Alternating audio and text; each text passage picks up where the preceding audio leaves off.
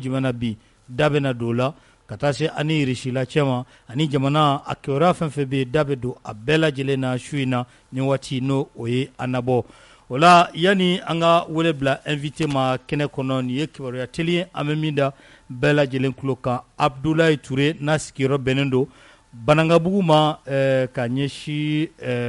misiri ma ko a b'a da bɛɛ lajɛlen tulo kan k'a fɔ fɛn min ye ale mɔdenkɛni ye ko a bɔra sɔgɔmada in na kabini a bɔra sa fo kana se sisan ma a ma ye mɔden yɛrɛ tɔgɔ ko Mohamed Ture a bɔra Kidali de kana a si bi ti i jɔ san 5 bɔɲɔgɔnko la a bɔ kuma fɛn min ye forokiya jɛmani o de tun bɛ a la ni ye Mohamed yɛrɛ ta k'a lajɛ sa maa don maa min ni a farila ka jɛ dɔɔni sikɔlɔlama don a b'a a ba de tɔgɔ dɔn ba tɔgɔ ko Teya ni maa o maa de kɛra kibaruya dɔnfɛn ye sa ni denmisɛn in kan n'a bɛ san 5 la ni a tununa bi ne a tɔgɔ de ye ko Mohamed Ture a bɔra Kidali i ka i senfa ka taa ni a ye Banangabugu dugutigila la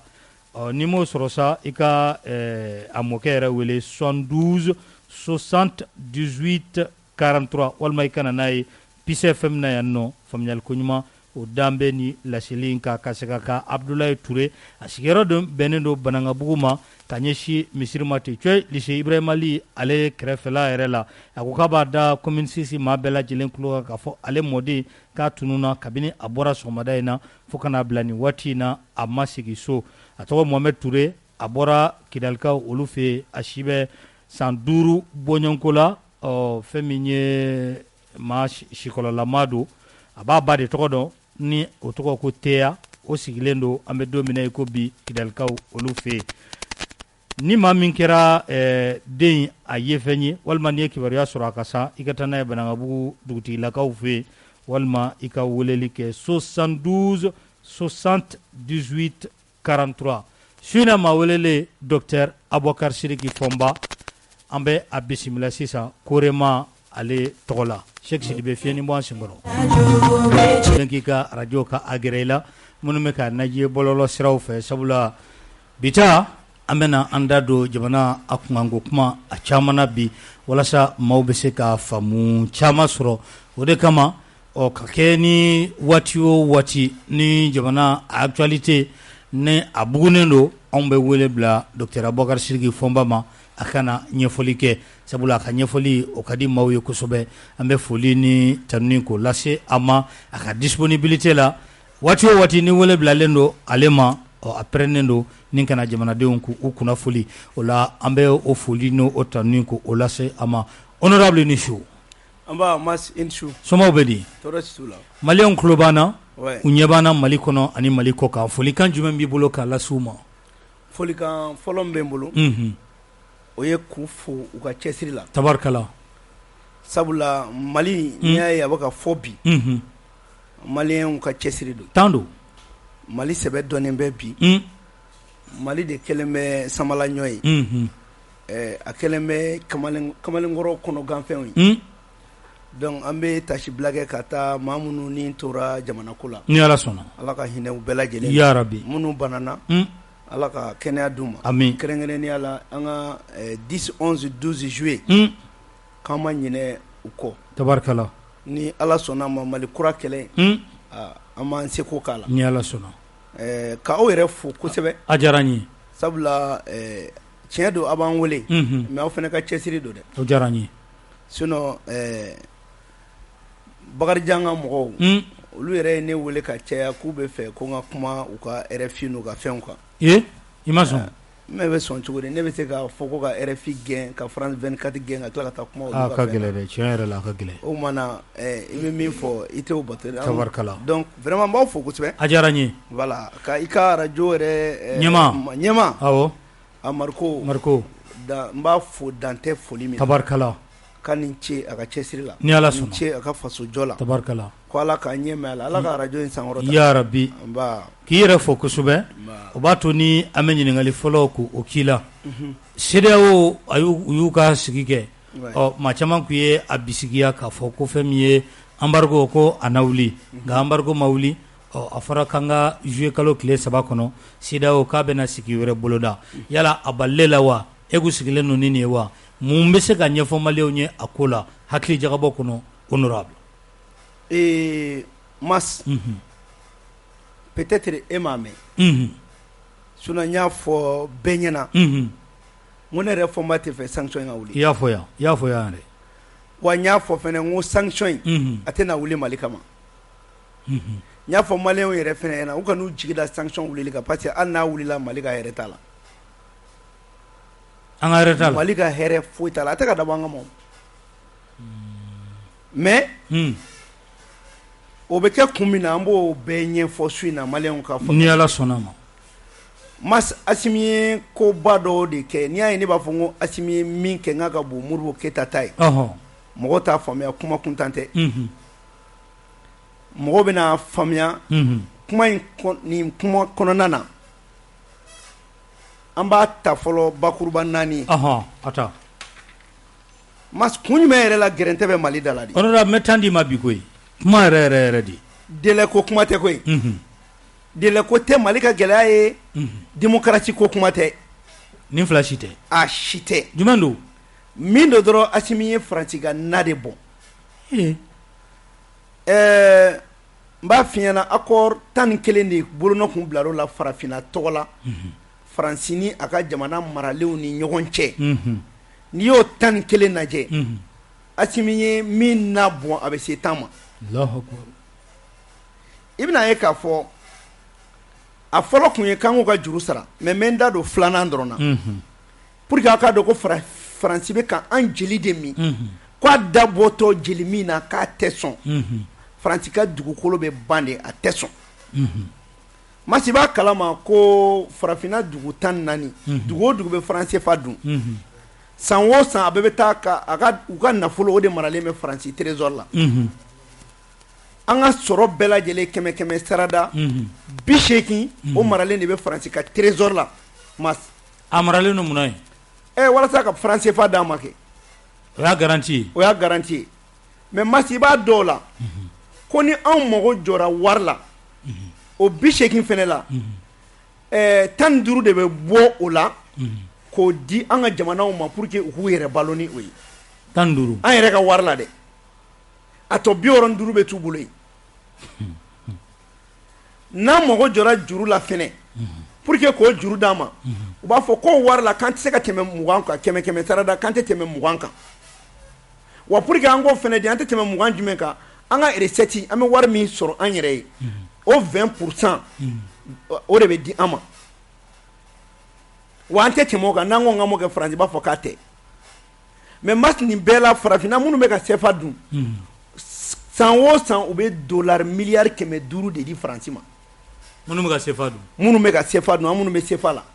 wa Mas jamana si t'a ka réserve da dɔn an si t'a dɔn joli de bɛ Mali t'a dɔn joli b'ale tɔgɔ la banque in na yen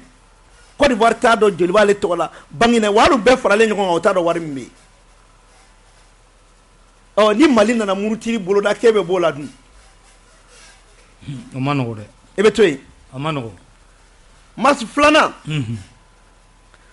fɛn dɔ de tun b'an fɛ a fɔ ko le droit de premier refus o ye mun ye c'est-à-dire ni ko kun nana Faransi ka entreprise kan ni an ka ko kun n'a kan ka kɛ n'an bɛ sanni feere fɛn fɛn kɛ ni Faransi ko k'a t'a fɛ sinon a tɛ di mɔgɔ wɛrɛ ma ni Faransi tɛ anw fɛ yan an farafinna dugu bɛɛ y'o ye mɔgɔ a ye dugu fɛn fɛn mara a bɛ i n'a fɔ appel d'offre ko t'o la appel d'offre ni Faransi ka entreprise tɛ n'u y'u kan bɔ dɔrɔn a bɛ di olu de ma o bɛnkan man cɛ o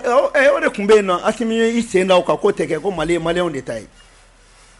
o kɔrɔmasurun dɔ ye ciment min dayɛlɛla maliyɛnw fɛ f'a ye maliyɛnw wele k'u ka na u ka usine dayɛlɛ Mali mago b'u la jɛlenya kan donc Asimi y'o kɔ kari saba o kelen o ni priorité des intérêts olu bɛɛ bɛ ɲɔgɔn ye sira la naaninan droit exclusif de fournir les équipements aux pays africains jagoya ale de bɛna armement d'an ma Asimi ko k'a tɛ wajibi la a tɛ équipement d'an ma n'a ko équipement ma an t'a san donc a ye fu tigɛ o la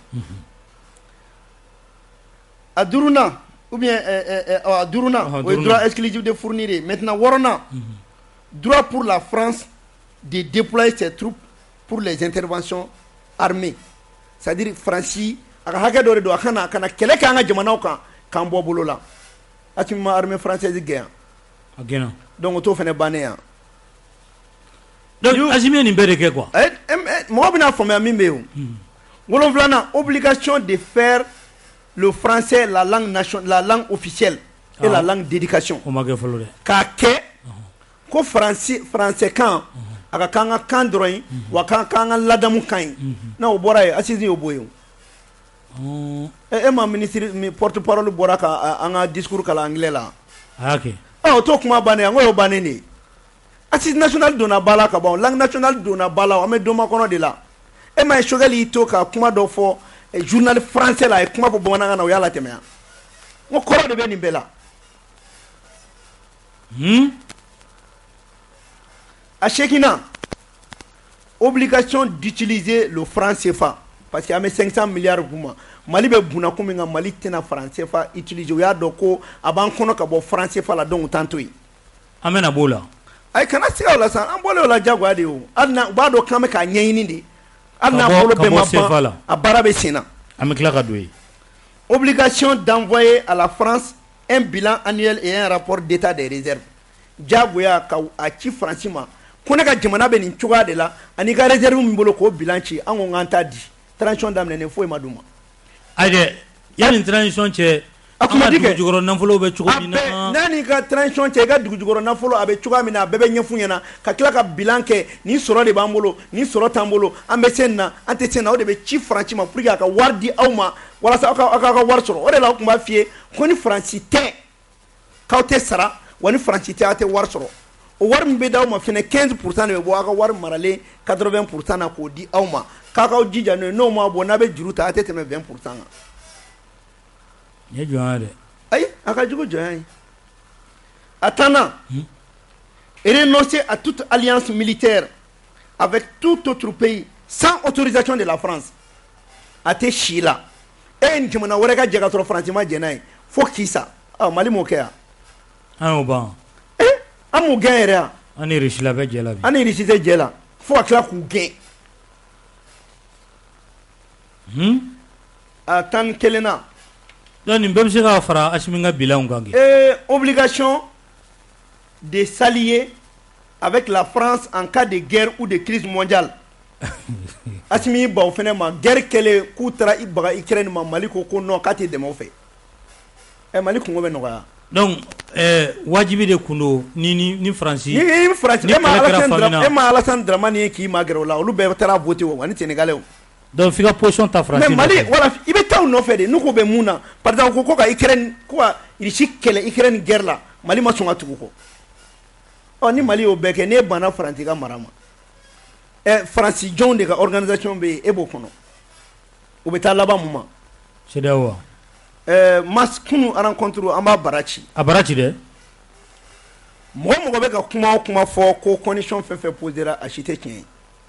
A bɛɛ nkalon. A bɛɛ nkalon. N'o tɛ kibaruya fɔlɔ minnu dira a ye an ja ayi kibaruya dɔw bɛ fɔ.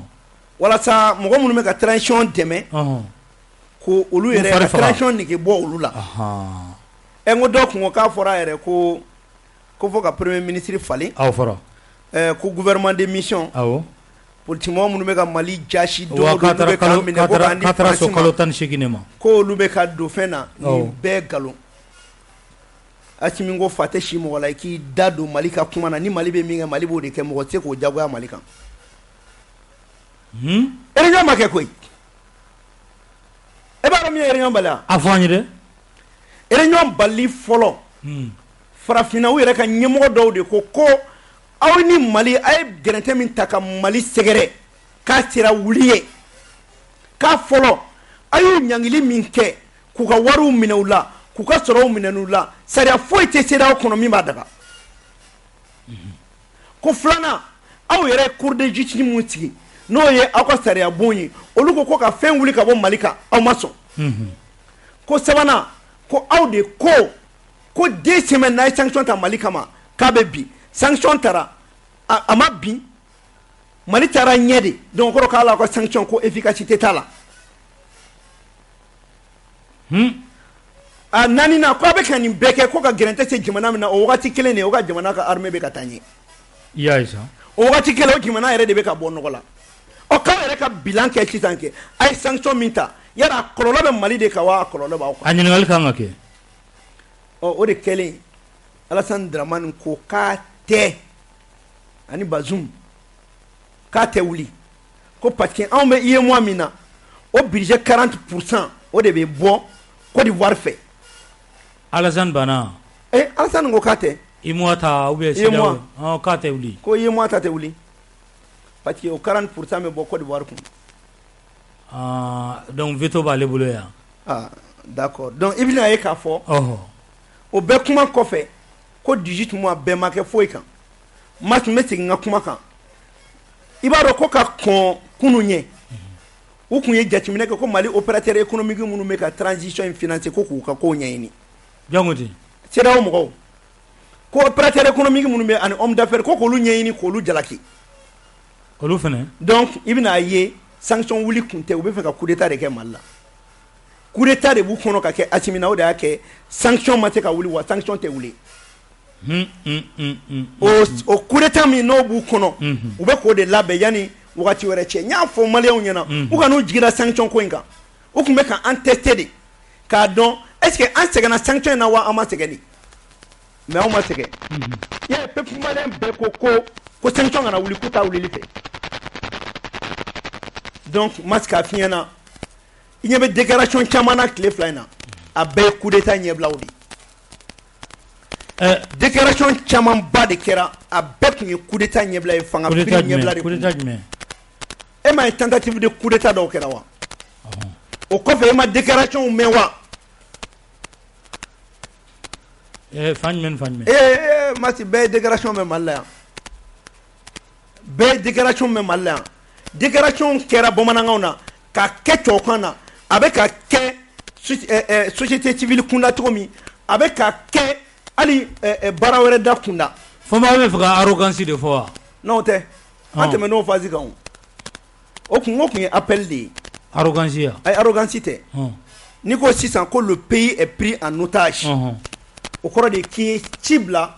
farafinna faransi ma k'u kana i bɔ bolo la o dun n'o bɛ appliquer o bɛ kɛ ni article 138 article 139 de charte des nations unies kɔrɔla la maintenant déclaration caman kɛra i ma ye hali imam bɔra ka kuma imam ka kuma kɔfɛ dɔw kuma ko k'a minɛ yan ne m'a f'i ye n ko transition mɔgɔw bɛ ko kalama o b'a minɛ ka mun kɛ fɛn min kun bɛ ko imam ka minɛ pour que transition ka firi e bɛ t'o minɛ yan o fɔra ayi mais ne m'a fɔ bɛɛ ɲɛna ko imam u kana na taa hali u da don nin na wa mais a fana y'a hakilina de fɔ dɛ non a ye hakilina min fɔ ni n'a bɛ hakilina in kɔrɔ dɔn kojugu tɛ mais n'a tɛ hakilina in kɔrɔ dɔn kojugu don wa n'a b'a kɔrɔ dɔn kojugu don parce que hakilina min fɔra a bɛ fɛn dɔ de ɲɛfɔ diɲɛ bunakun kan Mali bɛ cogoya mun na peuple min bɔra le 14 janvier min ɲɔgɔnna ma deli ka tugu farafinna kɔ n'e ko k'o peuple talen don en otage i ye mun de kɛ est ce que a ye ɲɔgɔn faamu i kumana jamanaden bɛɛ de tɔgɔ la mais est ce que a ye ɲɔgɔn faamu non ɲɔgɔn faamuya tɛ nin na n'i kumana anw maliyɛn bɛɛ tɔgɔ la k'an bɛ otage la n'an t'o la an b'o fɔ wa o kɔrɔ ye min ye an b'o fɔ faamuyali t'o la o kuma in de fɔra o kuma jɛlen don quoi mais i ɲɛ b'a la o kɔfɛ tuguni i ɲɛ bɛ déclaration camanw na mais an bɛ min fɔ gouvernement in na mars an minnu bɛ yen bi élection m'an se yen dɛ ni élection min se yen ka fanga mara ni musalaka ye ko démocratie tɛ tiɲɛ ye dɛ tiɲɛ tɛ démocratie tiɲɛ ye yɔrɔ jumɛn ni démocratie ye tiɲɛ o bɛ bin anw kan wa o bɛ sariya CEDEAO b'a ka sariya kɔn ka tila ka bin Mali kan wa o ye démocratie ya ni démocratie ye tiɲɛ Alassane ma coup d'état kɛ Côte d'Ivoire la coup d'état constitutionnel kɛ a sigilen tɛ yan mun démocratie ko kuma de bɛ yen e bɛ jɔn ye gilets jaunes bɔra ka dɔgɔyalima kɛ a 22 000 personnes bɛ kaso la Faransi ye démocratie tɛ yan an bɛna mɔgɔw to u ka jamana dɔgɔya ka jamana buruja k'o ye mun démocratie e bɛ jɔn ye n'a y'a sɔrɔ an ka bɔ jamana la e ka du kɔnɔ sisan e bɛ jɛ cogo di e ka duden dɔ i ka du dɔgɔya duden dɔ ka du bɛɛ dɔgɔya donc e tun bɛ fɛ transition k'u lasago de yan non lasagoni tɛ o comme u bɛ ka taa fɔ k'u tɛ kuma ko ni min kumana k'i bɛ jaso n'i ye sangabonna bɔtɔ ye fenêtre fɛ e ma da Ala ma hinɛ na ma e bɛ kuma jumɛn bɛ se k'i to k'i bɛ kuma min fɔ ko k'i ka jamana firi k'o ye kuma ye kuma jumɛn bɛ se k'i to e k'i buruju la gosi kuma jumɛn bɛ se k'a to i ka ba i siya la i ka ba i yɛrɛ la k'o ye liberté d'expression ye minnu bɛ ka liberté d'expression fɔ n ko nin démocratie in de la journalistes fagara Mali la yan o ma kɛ démocratie la yan Cheikh Umar Konare ma minɛ an bɛɛ ɲɛna yan wa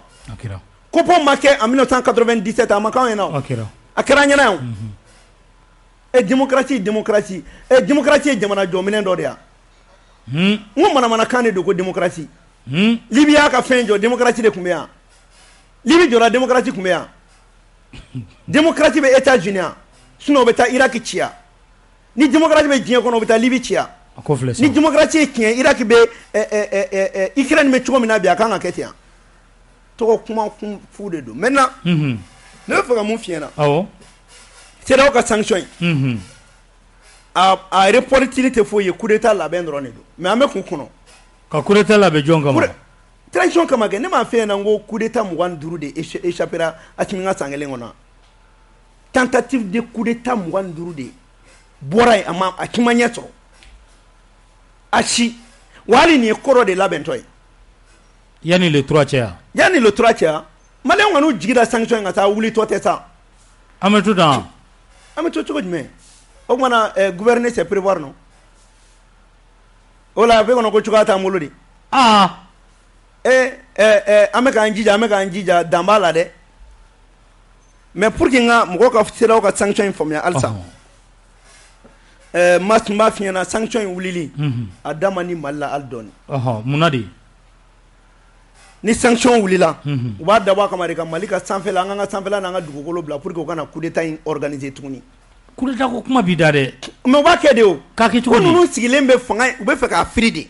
ninnu ma foyi boloda Faransi ya mɔgɔ min ye Faransi ni CEDEAO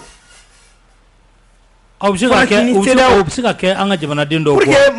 mais Modibo m'a f'i ɲɛna ko Modibo Keyita m'a f'i ɲɛna ko n'i ye Faransi kɛtɔ ye ka dugu o dugu ci k'a n'o dugu denjugu de b'a ci yan jamana denjugu minnu bɛ yan o n'o de b'a ci u b'u yɛrɛ dɔn u mana wuli ko démocratie b'u nɛn ka pɛlɛ a siɲɛ 30 filɛ o sera ka mun kɛ n bɛna tila ka transition ka san kelen yɔrɔnin dɔ f'i ɲɛna pour que i k'a dɔn k'u tun bɛ kuma fu dɔrɔn de la pendant 30 ans maintenant ni Musa Aramani sɔnna ma maintenant n bɛna min f'i ɲɛna halisa pour que mɔgɔw k'a faamuya pour que i k'a dɔn ko coup d'état dɔrɔn de bɛ ka labɛn i m'a ye nin wagatinin kɔnɔ CEDEAO taara mun de kɛ n'u taara u bolo di OTAN de ma ne ko tiɲɛ b'a kuma la de ya non wulibali don k'u bolo d'a ma cogo di ka sɔrɔ OTAN yɛrɛ tɛ ɲɔgɔn ye sira la yɛrɛ i b'a dɔn ko OTAN dabɔlen don Amérique ni Europe de protégeli kama mun b'o da don farafinna ka ko la yan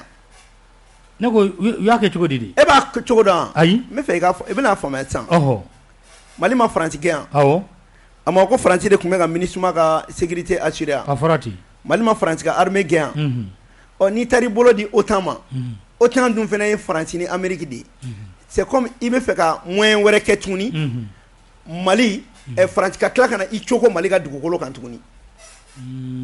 ne ko u taara u bolo di o OTAN ma ko o bɛ CEDEAO dugu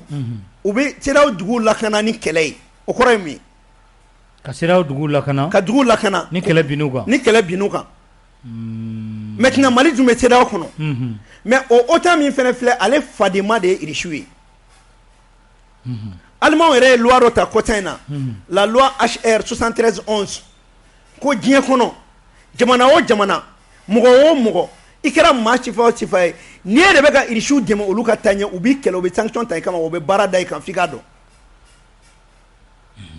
jamana o jamana bɛ ka Irisi dɛmɛ k'u b'i kɛlɛ u bɛ sanction ta i kama wa jamana tɔ ye hali e mɔgɔ hali ne min bɛ ka kuma ni ne bɛ ka Irisiw ka promotion kɛ u bɛ sanction ta i kama wa i b'i kɛlɛ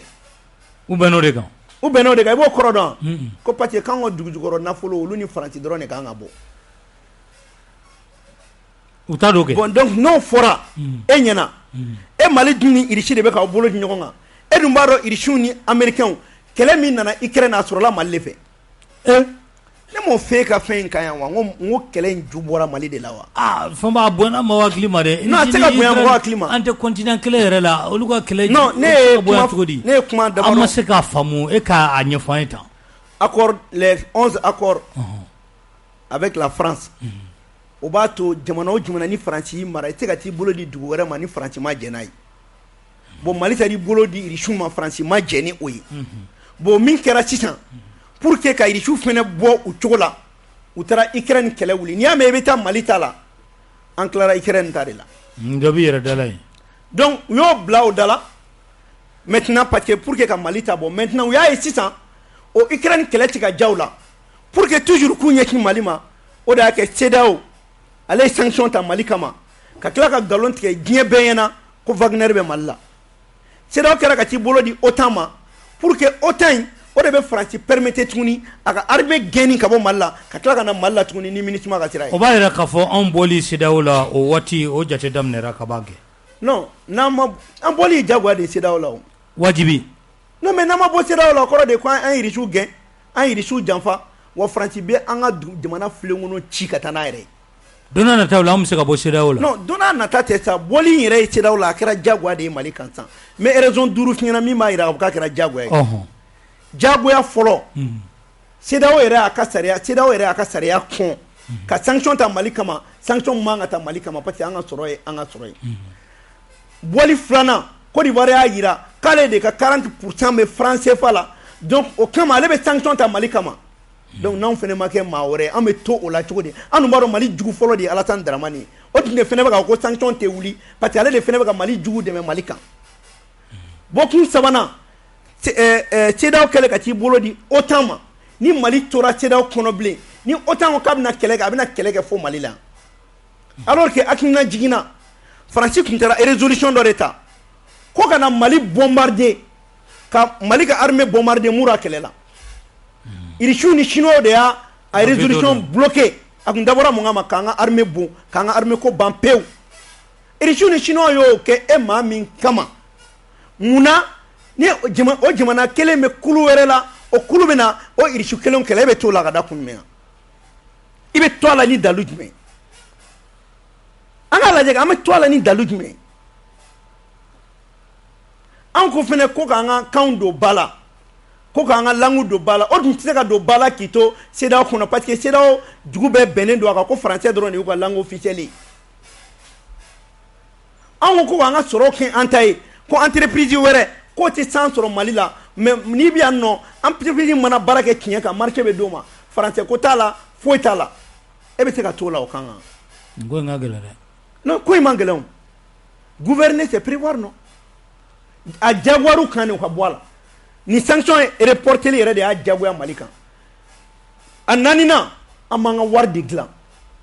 an bɛ ka dɔ kɛ wari kan a tɛ laban dɛ Mali bɛ bɔ de k'i nin di Ala ma sa k'an ka wari dilan an ni irisiw bɛ ɲɔgɔn bolo an ni chinois bɛ ɲɔgɔn bolo masa an ka mun de tiɲɛna irisiw yɛrɛ ko an ma n'a bɛna wari dilan an b'a dilan wa Faransi ka juru o juru b'aw la a t'a sara an bɛ mun de ma kɔnɔ irisila ko tɛ yan irisila ko tɛ olu ka wari b'u yɛrɛ bolo sisan ni Mali i relier irisiw ka pôle la o de don Chine fana bɛ yen donc jagoya de don Mali ka bɔ CEDEAO la n'an bɛ ka to a la an b'an yɛrɛ de kan fu la mɔgɔ b'an nɛgɛn fu de don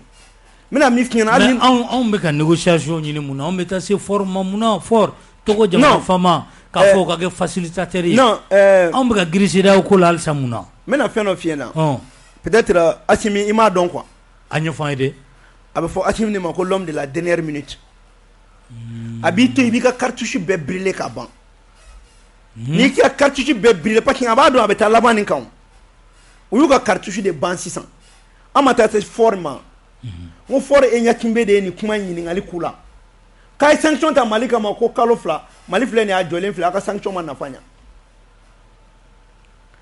aw ye sanction min ta fɛnɛ a tɛ sariya kɔnɔ fɛnɛ aw ko ka taa wuli cour de justice ko k'a ka wuli aw ko k'a taa wuli mun de bɛ Mali bali k'a tɛ bɔ bilen donc Mali y'a ka cartouche bɛɛ kɛ a ye delili kɛ ka kuma fɔ ka sɔn fɛn bɛɛ ma mais min bɛ maa dabali ban CNT kɔnɔ premier ministre ko kalo 24 halisa aw bɛ négociation wɛrɛ la ni CEDEAO ye o de bɛ maa dabali ban walima kalo 24 min fɔra bɛnkan tɛ de ne bɛ ka mun f'i ɲɛna premier ministre ka kalo 24 premier ministre de ta don wa o ye premier ministre ka kalo 24 de o tɛ jamana ta ye non a y'a proposé en tant que premier ministre ne bolo nka nin tɛ proposition an ma sigi ka kuma ko a daminɛra yɛrɛ de ko nin y'an talen n'a ye n lamɛnba ye ni premier ministre bɛ kuma ale bɛ kuma ni a ka diplomatie de ye mais ni ne bɛ kuma e fɛ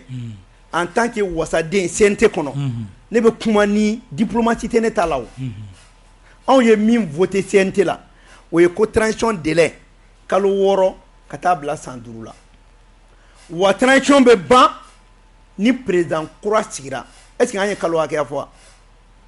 comme aw ye contrôle kɛra maintenant exécutif de ko kalo 24 lamɛn exécutif fɔlɔ la k'a fɔ k'a bɛ se ka baara in bɛɛ kɛ san 3 de kɔnɔ an ye tile 10 de kɛ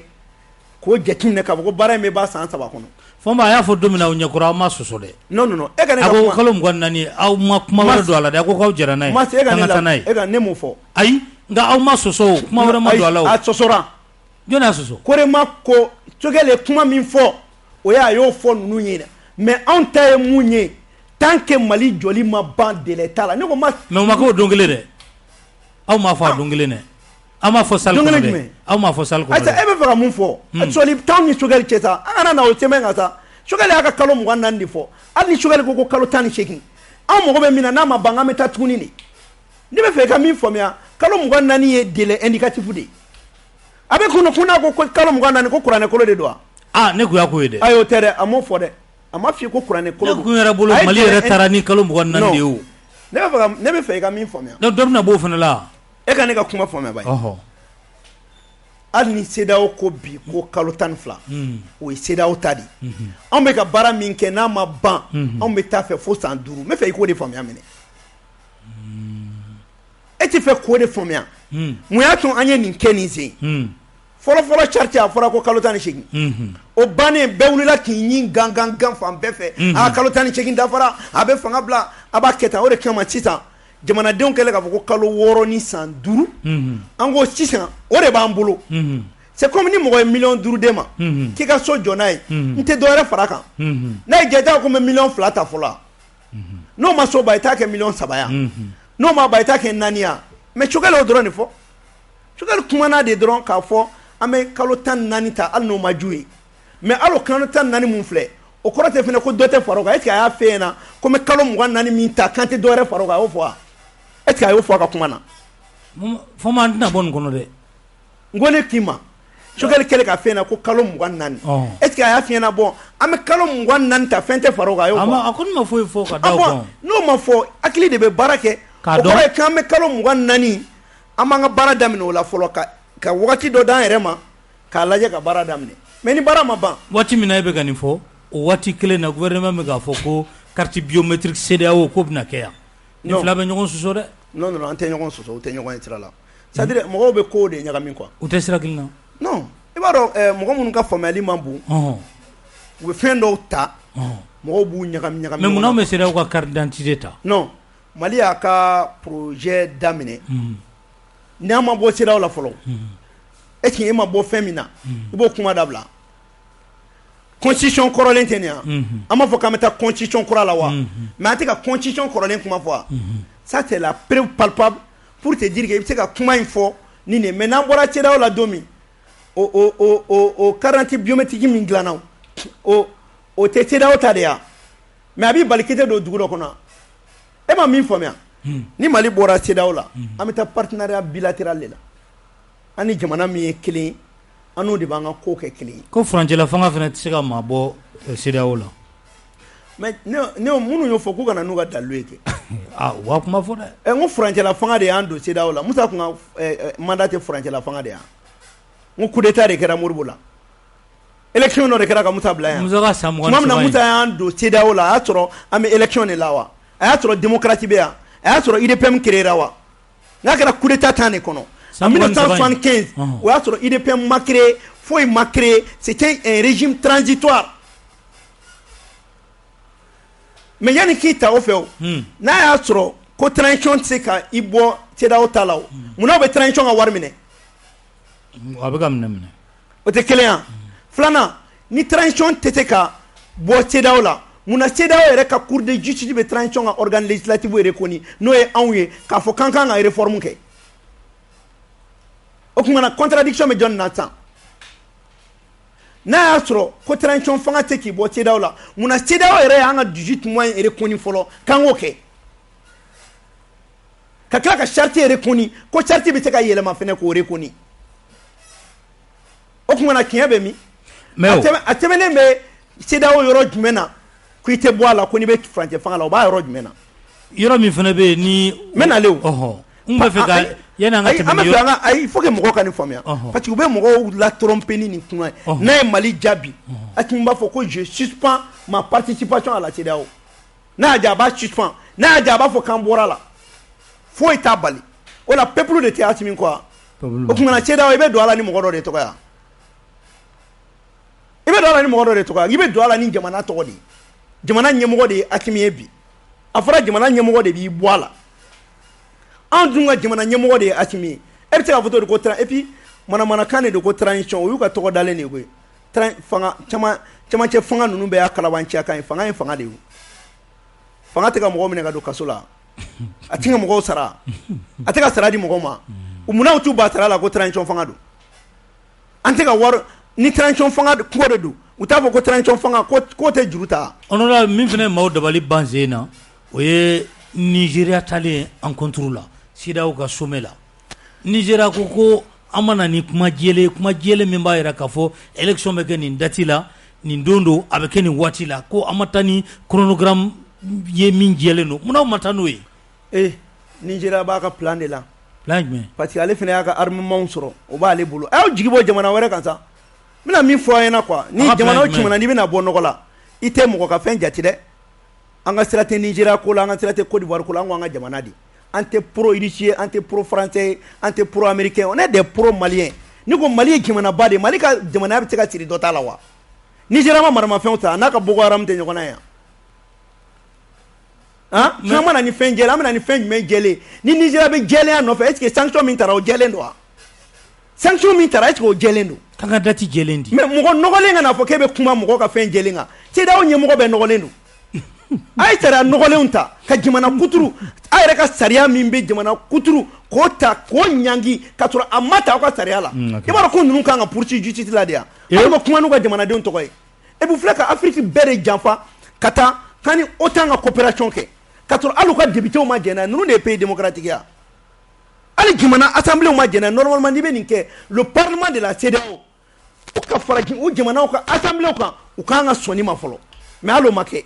ka taa dɔrɔn parce que an bɛ Faransi ka jɔnya la an bɛ taa an bolo di CEDEAO ma pour que Faransi sago kɛ a ka don Mali la tuguni donc ne fɛ ka mun f'i ɲɛna Mali n'an b'an ka responsabilité ta an k'a ta tokun foyi t'an na CEDEAO la bilen ko bɛɛ kɛra ka ban an bɛna bɔ a bɛɛ la dɛ an balimamuso Fifi Diop n b'ale fo yan k'i ye nɛgɛ ta kanga la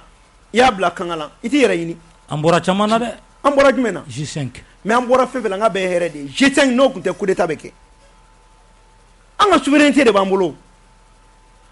ne ko hali ni ninnu tɛ Mali ni Russie ni Chine gansan ani jamana tɔ minnu bɛ yen Mali bɛ bɔ nɔgɔ la an de bɛ k'an bila retard la o i b'a dɔn min bɛ k'an sɔrɔ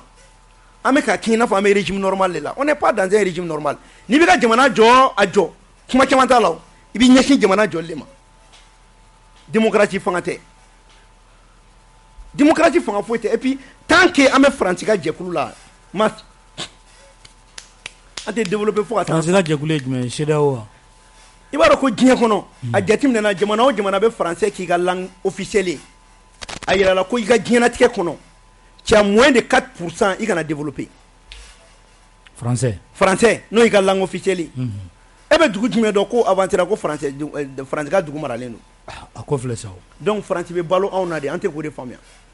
Faransi bɛ balo de Faransi ka balo yɔrɔ de ye yan ye Faransi bɛ fɛ a ka entreprise minnu bɛ yan nɔ ka ajustement structurel kɛ walasa sanga ni waati an bɛ taa juru min ta o juru bɛ don a ka entreprise la an bɛ tila k'o juru sara FMI ye o bɛ tila ka taa di Faransi ma tuguni o de y'a kɛ n bɛ min f'i ɲɛna FMI nafa tɛ Mali kan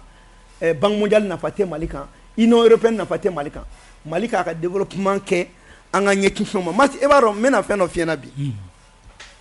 e b'a dɔn ko Mali ka tile gansan tile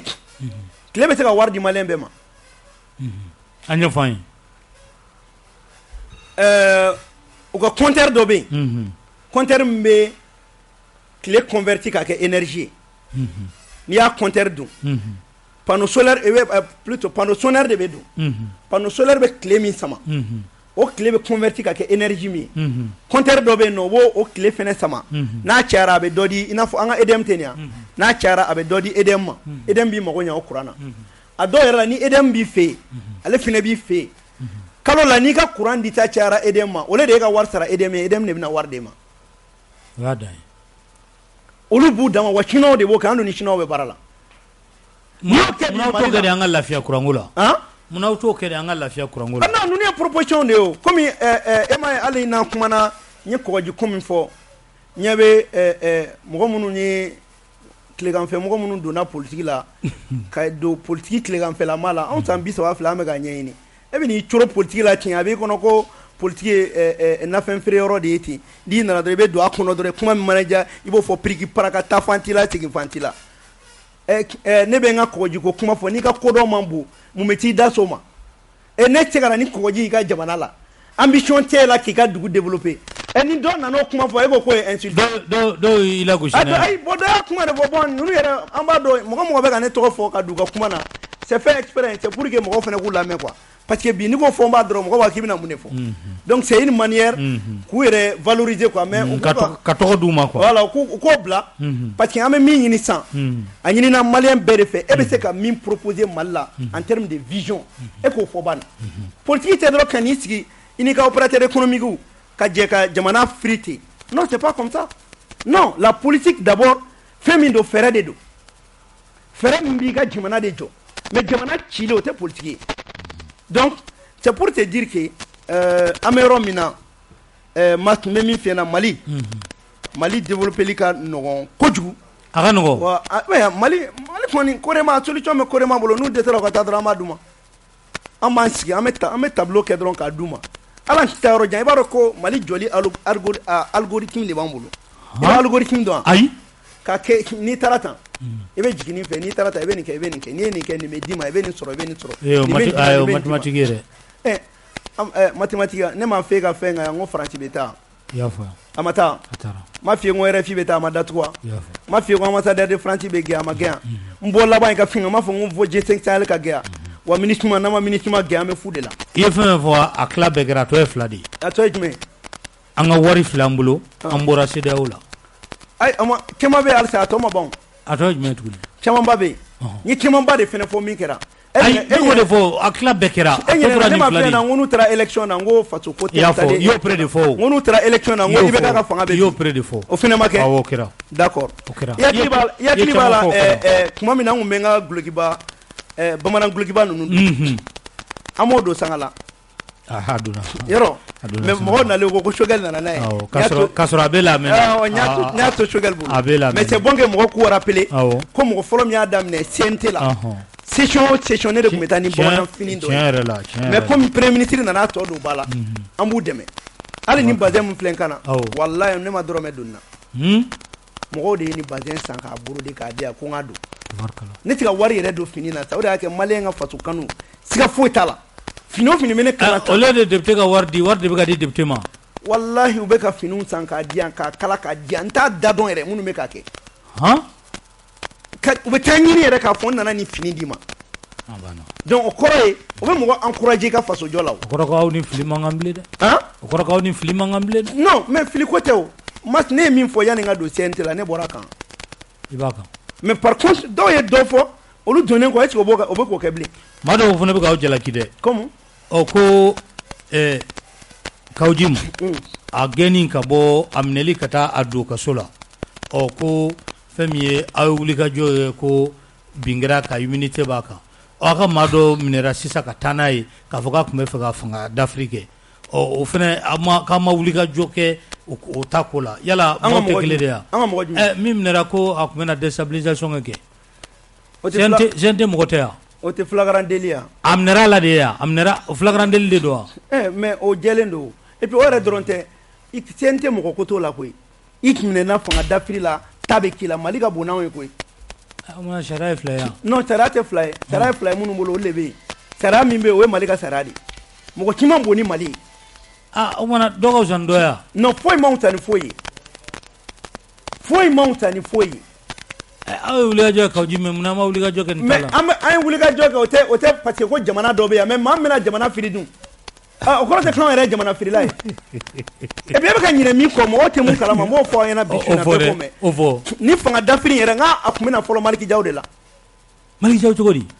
fanga dafiri tun bɛ Maliki Jaw de nɔfɛ fɔlɔ a nɔfɛ cogo di o tun bɛ fɛ ka Maliki Jaw de bɔnɛ a nin na mɔgɔw t'o de kalama aw m'o fɔ dɛ aw m'o fɔ an ye dɛ n bɛna f'i ɲɛna bi su a fɔ a kɛra cogo di a kɛcogo wɛrɛ t'a la n bɛ dan nin yɔrɔ ma yan n bɛ dan nin ma n tɛ foyi fara nin kan kuma don honorable i bɛna ɲinɛ ɲimi ka dɛsɛ a ku la dɛ non n bɛ dan nin kelen ma o de y'a kɛ dɔw wulila k'i b'a sɔrɔ ko tiga bɛ Maliki Jaw la ka sɔrɔ ko in kun dabɔra ka Maliki Jaw de fɔlɔ bɔnɛ a nin na a tɔgɔ fɔra dɛ a tɔgɔ fɔra dɛ mais n bɛ k'o de f'i ɲɛna bi kuma bɛ n'a fɔ don a kun dabɔra ko k'ale de fɔlɔ bɔnɛ a nin na ko n'o kɛra a kisira cogo di a kisira cogo di mɔgɔ maliyɛn ka duwawu tɛ jamana in n'i ko i b'a feere Ala b'i lebu Ala b'i lebu mɔgɔ bɛ Mali contrôler anw tɛ an ka cɛya tɛ koyi wallahi ma tun bɛ min f'i ɲɛna anw fɛn filɛ ka Mali dɛmɛ n'i y'i jɛngɛ dɔrɔn i bɛ lebu a jateminɛ cɛ o cɛ ye Mali janfa a bɛɛ lebura wa mɔgɔ n'i taara Mali contrôle la i bɛ lebu i kana filɛ i ka kuma na i kana filɛ i ka dɛmɛ la n'i taara Mali contrôle la e k'i miiri mɔgɔ joli bɛ n'i b'o dɔn ne kun sɔnnen bɛ o ka Mali ko ye n'o kɛra ka lebu a ka ca dɛ yɔrɔ a ka ca bon ni mɔgɔ bɛ Mali contrôle la i bɛ lebu donc an kana kodan ko ma quoi o fɛngɛw tɛmɛna o wagatiw kɛra an y'o kuma bɛɛ fɔ k'o ban a wagati yɛrɛ la kuma bɛɛ fɔra ne ma ne yɛrɛ ko mɔgɔ t'i to kɔlɔn kɔnɔ k'i binkan bɛɛ fɔ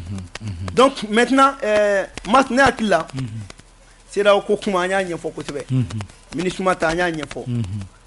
yala MINUSMA an bɛ b'o la mais MINUSMA e hakilina la an kan ka bɔ a la ou bien mun de kan ka kɛ de mandat sera a kuncɛyɔrɔ la kaban Korema ko ka MINUSMA ka an ka bɔ a la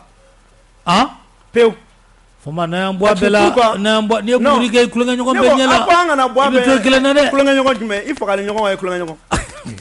an bɛ k'an bɔ an fagali ɲɔgɔn bolo e ko kulonkɛ ɲɔgɔn wali bɛɛ tun bɛ fɛ k'an faga de MINUSMA fɛnɛ hali MINUSMA n ko MINUSMA de bɛ ka e ma MINUSMA ka rapport yan laban in e yɛrɛ MINUSMA de bɛ ka mini ka mɔgɔw dɛmɛ mini don na e bolo minɛna yan nɔ a ye MINUSMA minɛ MINUSMA bolo minɛna ko dɔn minɛ a bɛ ban a bɛ ka min don MINUSMA yɛrɛ mana Mali yɛrɛ jɔli kama parce que tant que MINUSMA français lama de don a tiɲa maintenant Korema ko k'an ka bɔ MINUSMA la mais ne gouvernement y'a dɔn k'a bɛ fɛ ka diplomatie kɛ a ka dalilu ye jumɛn mun kan bɔ a la non an bɛ bɔ a la parce que Sadio y'a fɔ an ɲɛna fɔlɔ a ko Mali mago tɛ mɔgɔ si la an ka jamana na yan an bɛ se k'an yɛrɛ lakana armée b'an bɔ wa an dalen don a la an ka armée bɛ se k'an sécuriser ni accord d'Alger ko don an y'o lawaleya parce que accord d'Alger lawaleyali fɛn fɛn tɛ Mali fara an bɛ k'o kɛ mais fɛn bɛ Mali fara an da tɛ don o la fo ka taa se cɛ min taara accord d'Alger kɔnɔna la 3000 et quelques de taara MOC kɔnɔna la ka don armée la 3000 et quelques donc i tɛ se k'a fɔ yɛrɛ ko accord fana tɛ ka appliquer o fana bɛ ka lawaleya mais a yɔrɔ min bɛ Mali fara an t'o de lawaleya maintenant n'i ye o to yen ni gouvernement bɛ fɛ ka taa diplomatie kɛ MINUSMA ka mandat renouvelé ko la gouvernement b'a fɔ Choguel ni Diop u bɛ taa u b'a fɔ ko bon an bɛ mun fɛ n'a ma ɲɛ MINUSMA ka mandat bɛ renouvelé yen na Faransi tɛ taa kuma an tɔgɔ la non Faransi tɛ an y'o bɔ yen an ye mɔgɔ min kɛ a bɛ kuma an tɔgɔ la cogo di an yɛrɛ de bɛ kuma an yɛrɛ tɔgɔ la an yɛrɛ de bɛna kuma an y'o bɔ o tun ye démocratie ninnu ka temps ye sa olu tun bɛ Faransi bila o ɲɛfɛ a bɛ taa kuma sisan an yɛrɛ de bɛ kuma an yɛrɛ tɔgɔ la Nations Unies ka tribune kan an yɛrɛ de bɛ taa kuma an yɛrɛ tɔgɔ la an ka mɔgɔw de bɛ kuma Faransi tɛ kuma an tɔgɔ la Faransi ka kuma tɛ anw engagé bilen sisan ni Choguel bɛ fɛ ka diplomatie kɛ pour que an sago ka sɔrɔ o dun fana tɛna kɛ u b'a fɔ de kun min n'a ma ɲa MINUSMA bɛ to Mali la u ka fɛɛrɛ kɛ MINUSMA yɛrɛ ka charte a ka labato o labatoni na Mali ni Faransi tɛ teri ye bilen parce que an y'a ka ambassadeur gɛn an ni Rusiw ni Chinois de ye teri ye donc an ni minnu bɛ teriya la armée ko bunakun na a y'olu ka sarasiw bila olu kana don MINUSMA la awɔ n'u y'a fɔ n'u ma sɔn o ma o b'a dabila an fana tɛ sɔn bilen Faransi ka mɔgɔ de ka na yan an tɛ sɔn bilen an t'o de fɛ o ye maliyɛn bɛɛ ka kuma ye ça c'est une proposition concrète n'a y'a sɔrɔ ko nafa bɛ MINUSMA na sisan anw bɛ fɛ an ni minnu bɛ teriya la n'o ye Rusiw ye n'o ye Chinois ye olu ka mɔgɔw de ka na MINUSMA contingent na Faransi ani Europe ka mɔgɔw ka bɔ a la an tɛ fɛ k'olu ye parce que an n'u tɛ jɛ la a banna n'u sɔnna o ma MINUSMA bɛ to yan n'u ma sɔn o ma a banna sinon n'o tɛ MINUSMA ka to yan ka Faransi ka mɔgɔw to a kɔnɔ ka CEDEAO to OTAN ko kɛlɛ la u b'an to la OTAN kelen bɛ n'i yɛrɛ sɔrɔ Mali la yan nɔ kana fɔ k'a bɛna MINUSMA fɛnɛ sécuriser donc o de kama Mali an ka avenir fila de b'an tɛgɛ kɔnɔ non seulement an bɛ bɔ CEDEAO la mais nin kalo in bɛɛ kɔnɔ an ka taa fɔ ni mandat bɛ renouveler a bɛ kɛ nin na n'u tɛ k'o kɛ Salam Fatia o k'an to yen. Honorable Amato ka ji dɔɔni min an bɛ segin ni kuma tɔ ye Cheikh Sidibe bɛ fiɲɛ ni bɔ an senkɔrɔ. Caman ba f'i ɲɛna la. N bɛ tila ka n da don wariko damadɔ la. Wariko ɲɛfɔ an ka sɔrɔ ka don yen. Mas n b'a mɛn mɔgɔ caman da n dabali bannen. Dɔw yɛrɛ b'a fɔ ko aw yɛrɛ bɛ ka wari min ta. A ye dɔ b'o la dɛ. A bɛ fɔ dɛ. Choguel kan ka dɔ bɔ nin na. Waati bɛɛ a bɛ fɔ. Asimi kan ka dɔ bɔ nin na. N bɛ fɛ bi maliyɛn bɛɛ k'a faamuya. Transition kɔnɔ. Réduction des trains de vie. C'est-à-dire n'i bɛ fɛ k'a faamuya. Awɔ. Kɔrɔlen fanga les démocrates la minnu bɛ kule la bi ko a don tɛna bɔ sen. Tuma min na u bɛ wariw bɛɛ don téléphone carte la. Tuma min na u bɛ heure yala yala la voyage ba ninnu. U tun bɛ wari min tiɲɛ tiɲɛ o la. Anw ye réduction des trains de vie de kɛ ka jateminɛ kɛ ko wari fu dunta kun ka ca. An ye min sɔrɔ o la i b'o da dɔn. Ayi. 101 milliards. Miliyari kɛmɛ ani miliyari kelen. Miliyari kɛmɛ ani miliyari kelen. Tabarikala. Miliyari kelen o ye joli tɛ miliyɔn ba kelen. Oui. Miliyari kelen a bɛ n'a fɔ don o don ne ka 50 d'e ma fo san 50 ani san 4. A bɛ o de ma. O de kɔnɔna na. O réduction des trains de vie. An ye 71 milliards don armée la. Ka 5 milliards don entretien routier la. Ka 5 milliards don école so minnu bɛ ka réhabiliter. Ka 4,7 milliards don kɛnɛyako la. Ka 10 milliards don sport ni jeunesse la. Ka 5 milliards don jɛyako bunakun na. Mas n'i y'a sɔrɔ ko san 30 kɔnɔ k'u tun bɛ ka nin ɲɔgɔn kɛ. Ka nin ɲɔgɔn wariw bila kɛrɛfɛ. Sisan b'a sɔrɔ an tun sera ka min fara ɲɔgɔn kan a tun bɛ bɛn miliyari 3,000 ani miliyari 30 de. A tun bɛ dɔ bɔ dɛ. Donc yan'u ka dɔ kɛ ko ka dɔ bɔ fɛn na an ye nin kɛ fɔlɔ. Mais mas o bɛɛ ka bɔ yen. Awɔ. Tuma min na en 2020. Mali ka fɛngɛ taux de croissance an tun bɛ moins 1,2% de la. Mais 2021 an nana 3,1% de la. Dɔ kɛra.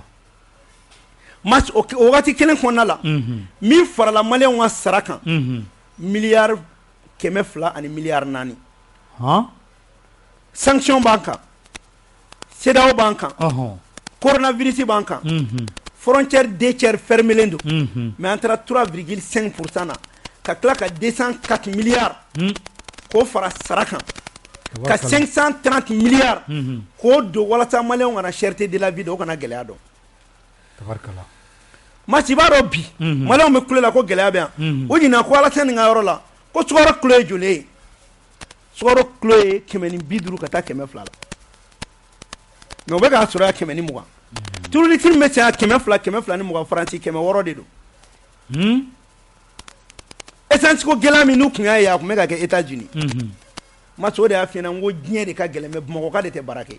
An ye Mali dan kɛ Bamakɔ de ye. An y'an ba baara de ma. Baarakɛbali an b'o de dingɛ kɔnɔ. Mais kuma mana wuli dɔrɔn an bɛ mɔgɔ alarmer sanction y'a kɛ tan fɛngɛ y'a kɛ tan. Mais mas o bɛɛ to yen sɛnɛkɛla ko bunakun na. Transition min bɛ wari min bɛ budget la tɛ dɛ. Transition ye 104 milliards de don sɛnɛ la coton culture pour que an ka ɲɛmɔgɔya sɔrɔ.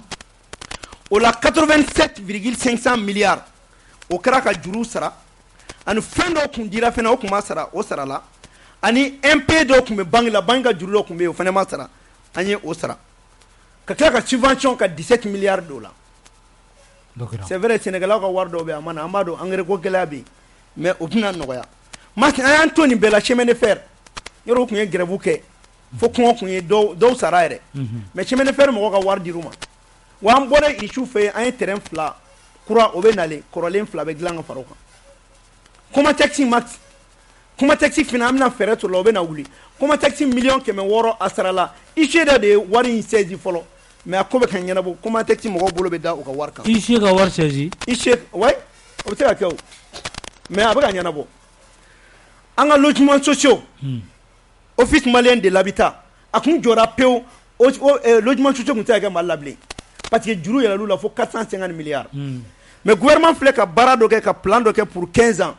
o la pour que o plan ka se ka ɲa gouvernement bɛna wari min don o la 115,9 milliards tabarakala juru min kun b'an na 311 milliards an y'o sara mais mas n'i ko k'an ye loi minnu voté ani gouvernement ka baara bɛɛ bɛ tali kɛ ɲɔgɔn na san kelen kɔnɔ CNT kɔnɔ an ye loi 59 de voté o loi 59 in na ka saraw harmoniser ka bɛɛ ka sara kɛ kelen ye ka na indice 1382 o b'o la donc an ye Mali fonctionnaires bɛ lafiya cogo min na o loi taara douaniw ka se k'u lafiya i b'a dɔn ko douane fɛn kun tɛ d'u ma ko douane an y'o ta douane médaille kun tɛ d'u ma foyi kun tɛ d'u ma maintenant sisan a bɛna d'u ma mais pour que fɛnɛ ka nɔgɔya don ko la mais même profiter nin fɛ k'a fɔ directeur général de la douane u ka kow la kɔlɔsi kosɛbɛ exonération ko bɛ ka taa taabolo min fɛ parce que an bɛ k'o jateminɛ dɔw bɛ ka don o yuruguyurugu dɔw la directeur ka wuli k'i jɔ k'a ko ɲɛɲini exo voilà maintenant policiers ta an y'o fɛnɛ voté policiers minnu tun bɛ catégorie BD la a dɔw kɛra A ye minnu tun bɛ taa retraite la 52 ans dɔw bɛ taa 58 ans minnu tun bɛ taa 62 ans dɔw bɛ taa 65 ans an kɛra k'a recommander kuma dɔw la ni policikɛ ɲangira k'a sɔrɔ a man dɔn k'a sɔn don k'a sɔrɔ a sɔn tɛ i tun b'a sɔrɔ u tun bɛ taa polisi bila a ye zon minnu minɛ u bɛ taa polisi bila o kan ye a dɔw la o tun bɛ kɛ i n'a fɔ ka dɔw nin b'o la an ko k'o dabila parce que polisi fɛnɛ adamaden de don n'a ma dɔn k'i nɔ b'a la kama i ka bila yɔrɔ kan ka fɛngɛ. a y'o sariya ta a y'o sariya ta. an y'o recommandé n'a recommandé la k'a bila o donnen ba la o yan'a ka dɔn k'i nɔ don a ma dɔn fɔlɔ ko politikɛ nɔ don e bɛ taa ni zon bila ɲɔgɔn kan. an ka jamana kɔnɔ o de bɛ yen sisan o de tun bɛ yen o de tun kɛra o de tun bɛ ka kɛ kɔrɔlen donc an ko k'o de dabila maintenant i b'a ye fɛnɛ min ye école loi d'orientation pour que ka kalanw bɛɛ kɛ kelen ye ka kirikiraw bɛɛ don bɛɛ la an y'o fɛnɛ ta yɔrɔ école de guerre in fɛnɛ an y'o loi in voté o yɛrɛ jɔra o bɛ ka jɔ ka ban école préfectorale pour que ka commandant former an y'o loi fɛnɛ ta an ye loi fɛnɛ ta tuguni loi min bɛ yen n'a bɛ université bon olu ma créer fɔlɔ mais o b'an ka tabali kan université bɛna créer Sikaso université bɛna créer Gao université bɛna créer Tombouctou o bɛ tabaliw kan ye donc mɔgɔ bɛ ɲinɛ min kɔ Mas ni CNT ma loi de finances voté a tɛ don ba la wa ni CNT tɛ mɔgɔ ci tɛ baara kɛ ni Mali ye tant que organe législatif tɛ yen diɲɛ mɔgɔ tɛ da i la ka baara k'i fɛ mɔgɔw bɛ ɲinɛ o de kɔ. o de la u ka débat dɔ la an balimakɛ Amadu dɔ kɛlen ka ko CNT effort jumɛn fourni a ko ma ko hali an ka nin kalo salen k'a prime ma di fɔlɔ journaliste kalabanci dɔw ta ka t'o yɛlɛma ko CNT mɔgɔw yɛrɛ bɛ kuma na alors que CNT la Maliki y'o fɔ bɛɛ ɲɛna a ko fɛn fɛn bɛ di priorité tɛ ka tɛmɛ jamana ko kan la preuve CNT carte téléphonique député tun b'o ta kɔrɔlen kalo kalo 20 de tun bɛ d'u ma ministre kɛlen ka a kuma fɔ Maliki Jawo feu vert di ko ka bɛɛ ta tigɛ ka CNT ta bɛɛ tigɛ donc 20 min tun bɛ di crédit la a bɛɛ tigɛra ka bɔ yen n'i ye CNT mɔgɔ ye k'a b'a f'i ɲɛna ko wariba de b'a bolo maa t'a ɲininka i b'a sɔrɔ a bɛ ko wɛrɛ la sinon wari i b'a dɔn ko kalo bɛ sa ka sɔrɔ wari t'an bolo parce que kɔrɔlen wari mana di député ma a b'u kɔnɔ ko wari in dabɔra de ko k'a dun wari in dabɔra de i ka taga de ka taa jamanadenw ka taa kunnafoni d'u ma wari in dabɔra de i k'i mago don jamanadenw na e m'a ye kɔlɔnjɛba kun wa korema min filɛ CNT mɔgɔ min bɛ korema la a bɛ maa 71 bɔ an bɛ wari bɔ an yɛrɛ de kun an bɛ taga an ka ciw kɛ a dɔrɔmɛ tɛ bɔ mɔgɔ si kun ni cɛ o cɛ y'a f'i ɲɛna k'a bɛ ka korema financer a ye nkalon tigɛ an m'a fɔ mɔgɔ t'an dɛmɛ ala ye maasi bɛ se k'an dɛmɛ e filɛ k'an weleli min kɛ n'an bɛ kuma o ye dɛmɛ dɔ ye parce que an y'a jateminɛ wasaden n'e ko k'e de bɛ jamanadenw tɔgɔ la n'e ma se ka taa sariya ɲɛfɔ olu ɲɛna e ka wasadenya kun ye mun ye i ka wasadenya kun ye mun ye e bɛ wasabulon na sariya minnu taara e tɛ se ka t'o ɲɛfɔ jamanadenw ɲɛna e ma ye hali dugukolo ko an y'o fɔ an ka kuma na ministre min bɛ dugukolo ko kunna an ko a tɛ ka baara kɛ a ka baara tɛ a ka baara tɛ k'a ɲɛmisi wasa o parce que dugukolo ko kuma de ka ca bi Mas an ye loi dɔ de ta commission dɔ de sigira ko ka dugukolo ko yurugu kɛlɛ n'o commission tɛ ka marché baara jumɛn kɛra ko filɛ sa loi dun tara kama mais an bɛ na ko fɛngɛ parce que anw jɔyɔrɔ ye o de fɛnɛ ye ni baara tɛ ka kɛ baara bɛ kɛ cogo min na an b'a bɔ ɲɔgɔn na parce que mɔgɔ caman bɛ ka tɔɲɔ dugukolo ko la u bɛ taa bi dɔw ka san 30 i b'i ka so kɔnɔ ka taa titre bɔ alors que k'a fɔ ko titre tɛ attaqué o banna titre bɛ attaqué n'a sɔrɔ cogo ma ɲa a bɛ attaqué très bien wa bɛɛ ka terrain titre lama de bɛ d'i ma donc n bɛ fɛ k'o fɔ mais mas a to fɛn dɔ bɛ ka kɛ an k'olu fɔ parce que n'an ɲɔgɔn sɔrɔ plateau kan a fɔ an b'an da don CMTR la o mun ye Conseil malien des transporteurs du Mali awɔ i bɛna se yen bi wari dɔw bɛ ka d'u ma u bɛ ka wari dɔw ta u man kan ni wari in tali ye a tɛ ka kɛ ni sariya ye wari jumɛn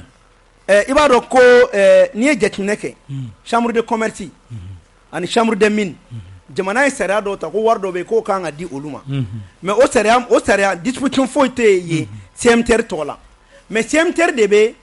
wari k'a yɛrɛ poche kɔnɔ wari min tɛ don jamana kun alors que transport minnu bɛ don importation ani exportation ale b'o wari ta par exemple de 2010 à 2018 13 milliards min kan ka don jamana kun o bɛɛ taara ten a bɛɛ taara ten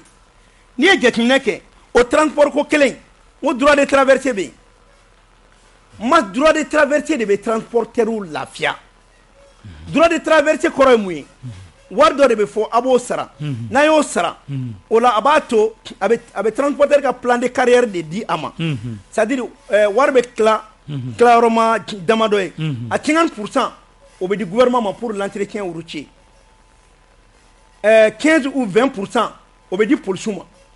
25% o bɛ di transporteur ma pour que ni gɛlɛya y'u sɔrɔ o ka ko la mais o wari bɛɛ bɛ ka taa ten o dun an y'a question poser ministre kun ministre ko péage ko nana n'a mais ani péage ko tɛ ɲɔgɔn ye sira la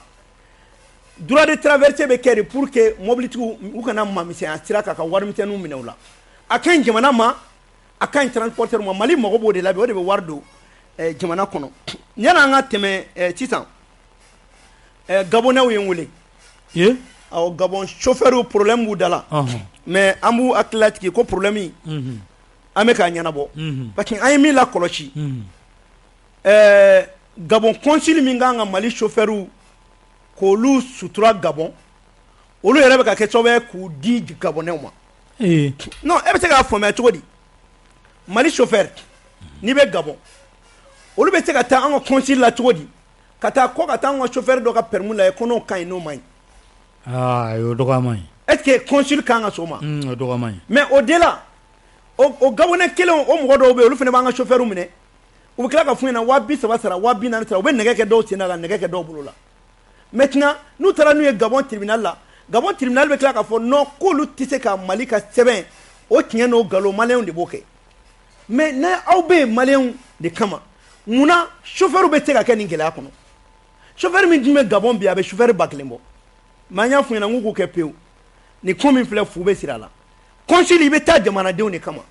i bɛ sigi Mali jamanadenw bɛ yɔrɔ minnu na i bɛ taa o de kama n'i y'a mɛn Mali kura a dabɔra de jamanadenw sigilen bɛ dugu min na a ka don olu jigi kɔrɔ a ye ci fɔ a ye mais n'a b'olu jigiw kari ci fɔli gansan tɛ o min bɛna bɔ a la i bɛna ye o ci fɔli gansan tɛ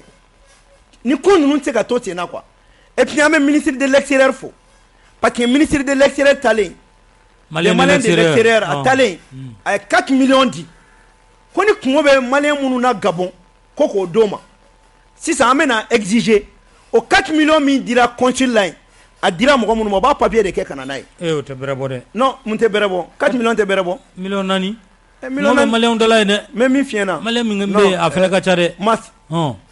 ni hali n'i ye dɔrɔmɛ 10 di k'a kan ka don malien kungo la a mana don min kungo la i b'o sɛbɛn de kɛ o tan ye mais n'a kɛ ko wari ka dɔgɔ ko a tɛ sɛbɛn et puis hali million 4 man dɔgɔ belebele don mɔgɔ chauffeur joli bɛ san mun tɛ baara la a bɛ 40 50 bɔ u sigira k'a sababu kɛ nin problème ye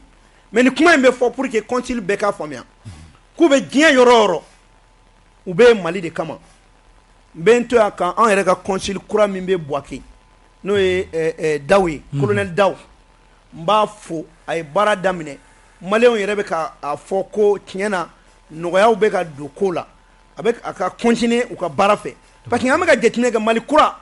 fɔndala tɛ dɛ a bɛ dɔn waleyaw de fɛ tan don mɔgɔ kura tinalen ma